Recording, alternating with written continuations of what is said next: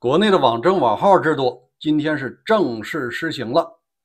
它最狠的一招呢，让一个人是永远退出网络，以后就别上网了。那这可比这边控厉害啊！你可以不出国，但你不能不上网啊。那这种事儿为什么今天当局没宣传呢？他们有自己的盘算。今天呢，我们就详细聊聊。大家好，我是大卫。今天我们一起来分析新闻背后的真相。7月14号，中国已经是15号了。其实国内实施的网号网证制度对每个人的影响都很重要，哪怕你是省长、省委书记，想上网发个消息，也得必须有这个号。可能除了老习和这个蔡奇之外，其他人都得有。那这种事儿实施了，老百姓就干受着吗？不，今天其实全国各地都有一些抗议的声音，有人都贴了标语了，所以说他没宣传。我们来看一下美媒的报道。中国国家网络身份认证系统今日，也就是北京时间的7月15日正式上线。被舆论称之为网络身份证的网号网证制度随之进入公众视野。近日，青岛街头陆续出现了反对该制度的匿名传单。那传单我看了，贴的电线杆子、墙上都有。青岛街头出现的传单内容呼吁民众应该向有关部门表达意见，并警惕该制度可能演变为打压异议人士、封锁意见声音的工具。记者见到一张 A4 大小的纸上写着：一旦网证网号落地，所有网络账号都将归入统一监管，封号、封群、禁言将变得更加高效快捷，就不用打电话通知这个平台了啊，你直接他就可以做了。后面还有青岛传单照片，随后在社交媒体流传一些网民留言：这是一场不被公开讨论的网络变革，谁沉默谁就会煮熟。1984不是警告，而是预告。中国政权推出的国家网络身份公共管理办法由公安部、网信办等6部门联合发布，于7月15日开始施行。文件规定，在网络平台上需进行实名登记或身份验证服务，客户可通过国家网络身份认证系统完成验证。官方声称，这项制度有助于遏制用户信息被过度滥用，是个人信息的防弹衣。但是呢，多位受访的民众对官方说法是不买账的。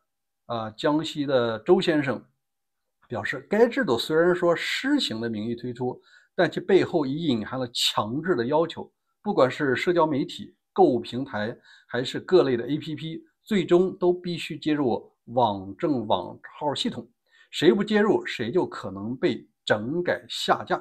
未来你所有的在中国互联网的活动都将绑定一个国家身份证，账号一旦被冻结，你在网上就彻底消失了。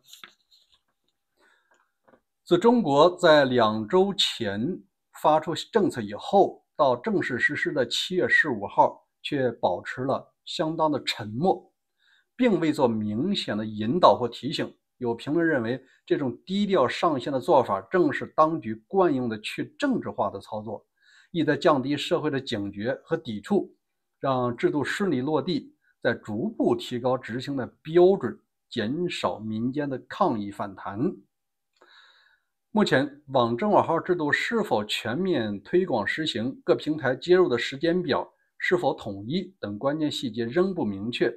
与此同时，部分海外观察人士担心，网民实施以后，中国将更容易地利用人工智能、大数据等技术监控网络，形成事实上的数字牢笼。我说一下我个人的想法不一定对。这个事儿在1984里不是已经提到了吗？它的监控无时无刻最好是钻到你脑子里。那事实上物理不能做到的时候，那你所有的思想不都得靠2种方式，要么你写书，现在很难，能不能出版是个问题吧。第二，你说出来，你必须靠网络，你不能站大街上喊，大街上喊的话，那不更危险吗？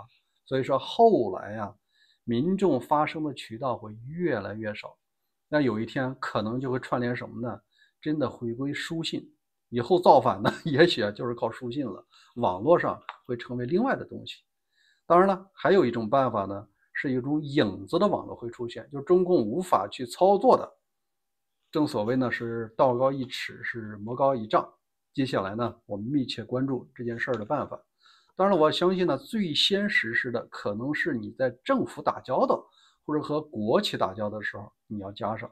后期总有一天会推广到现在的小红书、抖音快手各类 APP 或者是网易云音乐或者是搜狐视频或者是这个网易、百度这些东西，你只要上网，你必须有这个网号，这个可能需要1到2年的时间完成。总之，大家记住一点，既然它推出来实行了，它就是铁了心要干，谁也挡不住。好吧，那我们讲第二件事。我发现最近蛮多大 V 都在讲现在的美军特种部队贝雷帽已经进驻金门了。我查了一下，这个不是一个新闻大家没有必要重复去炒作，因为在2023年的时候就已经进驻了，只是人数稍微多了一点，原来呢是几十个，现在增加了几百个。实际上，在上一任的台湾总统蔡英文期间呢，他也证实过。我们今天来看一下，这个部队大概是做什么的你心里有个数。最关键的是，它对于阻吓大陆入侵台湾有多大作用？一会儿咱们来说。因为在美国之音已经报道过了，就是去年2024年，台湾国防部长邱国正已经暗示美军一直在金门等台湾离岛训练台湾军队。他在接受媒体采访时表示，国军借着与友好团队或国家交流，了解军备的盲区和缺点。他说，交流就是互相观摩、学习长处、改进问题，这都属于交流的范围。台湾方面呢，刻意保持低调，他愣说这是交流。当然了，也对。事实上，这些部队它并不肩负作战的职能，它就是起了训练的作用。当然了，象征意义非常强。如果说中共你进攻我的这个金门，因为金门距离这个厦门只有200海里这也很快，就是船过来或者导弹过来那很快。他的问题是，我美国军人在这里训练的时候，如果你打了我的人，我肯定要反应。我直接告诉你答案，这个对于阻吓这个中共攻台呢没有太大作用。当他决定攻台的时候，也做好了得罪美国甚至是美国、日本周边国家参战的准备了。那你说你有个几百人在那待着，这叫问题吗？既然都要打军舰，都要打日本的那个军事基地，打关岛，他还在乎你这几百人吗？实际上没有太大用我认为，如果说台湾想保持自己的这个国际独立你仍然是国内的民心，大家要齐，不能像现在很多人都老想着捅，或者说他去捅大陆或者大陆来捅他，他都高兴。如果这种人仍然还有的话呢，接下来的武统未必是好的办法，也许他就用其他办法了，把你内部搞乱，这也是一个办法。好吧，我们说第三件事就是关于这个老川一直在讲爱泼斯坦那是民主党的阴谋，事实上它不存在。这把他原来说的话竞选时期的都推翻了。这时候民主党不愿意接着屎盆子，民主党反应了。我们来看一下，在上周，民主党全国委员会在 X 开了一个新账号，他每天发布消息提醒其粉丝们，川普没有公布爱泼斯坦的档案。该账户还转发了社交媒体上主要影响者对于川普的批评，这些批评呢，大多数都是与爱泼斯坦名单有关。当 NBC 新闻要求民主党全国委员会讨论这一策略，以及自川普第一任期以来该党的信息基调发生了怎样的变化时，民主党全国委员会提供了其信息行动和战略顾问霍根的一份声明。这份声明说，他们对川普和政府官员此前对爱泼斯坦的评论提出了责论。他说，川普官员要么在文件上撒谎并掩盖真相以自保，要么为了当选而无耻的撒谎文件的存在。无论哪种情况，这都令人厌恶，他们必须要承担责任。这民主党啊应该是继续干下去。总之，这个名单如果存在，美国民众他有权知道，因为这个名单呢，某种程度上也是川普当选的一个因素之一吧。你不能欺骗民众啊，这是重罪。好，那我们再说第4件事，中国稀土啊，6月份大幅度的增加出口，这个数据还是比较多的。我们看一下，南方早报的消息是，中国6月稀土出口达到2009年以来的最高水平。官方数据显示，中国6月份的稀土出口攀升至2009年的最高水平，表明全球买家正在努力获取制造磁力的稀土。彭博社的消息，自4月初以来，稀土行业一直在动荡不安。当时，中国供应国在中美贸易僵局加剧的情况下，启动了出口管制，这给所谓的稀土带来了沉重打击。周一，也就是美东的7月14日公布的中国海关数据通报了此类材料。中国海关总署周一发布数据，6月稀土出口攀升至7742吨。同比呢增长了60%，主要出口是矿物和金属的形式，就是它出口的呢既有稀土的矿啊，也有精炼的金属。那在这儿呢也能够证明，它既然它出口了稀土了，那卡脖子也应该是松了一下，这个脖子是双方互卡的。因为据报道呢，美国向中国出口的那个乙醇呢乙烯呀，有些重要的化学品啊，也是不卸货啊。你啥时候稀土我收到了，哎，我这再卸货，这互相卡也挺有意思啊。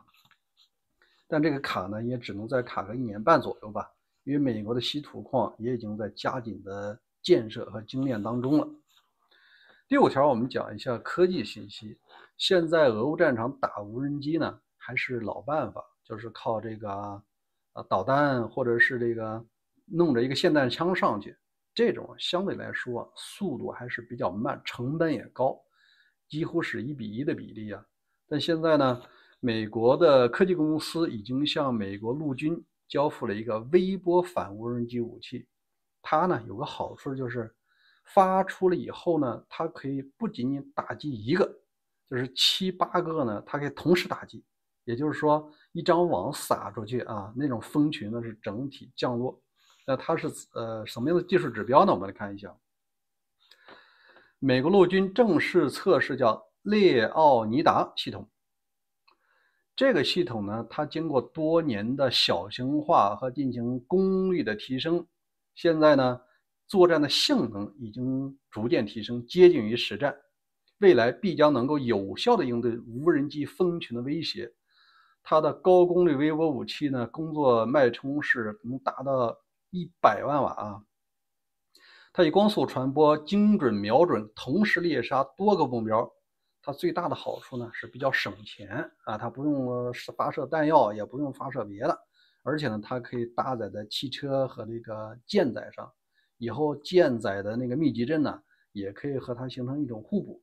如果来的是大群的无人机，比如几百个蜂群来了，你多准备几个嘛。这个主要是费电啊，但总体上还是比较省时间的，好吗？这5条和大家分享完了。关于台湾的驻军啊，你有什么想法，或者是网证网号，咱们在留言区共同探讨。谢谢各位，欢迎关注大卫观点频道，每天和你更新午间要闻，再见。